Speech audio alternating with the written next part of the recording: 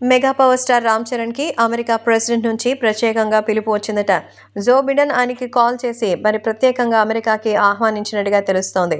So ఆయన పిలుపు మేరకు త్వరలోనే తన భార్య సమేతంగా చరణ్ అమెరికాకి వెళ్ళబోతున్నారట.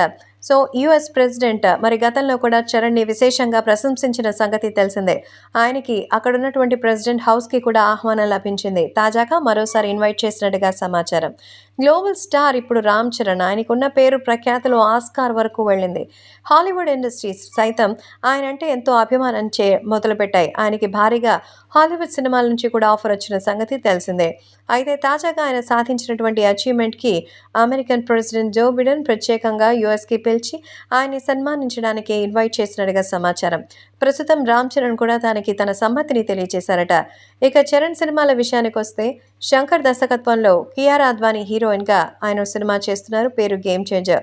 గీతా ఆర్ట్స్ అలాగే ఇంకా దిల్ రాజు సంయుక్తంగా ఈ సినిమాని ప్రొడ్యూస్ చేస్తున్నట్టుగా అయితే తెలుస్తోంది. భారీ విజయాన్ని సాధించాలని దీనికోసం 400 కోట్ల పైగానే బడ్జెట్ పెడుతున్నారు.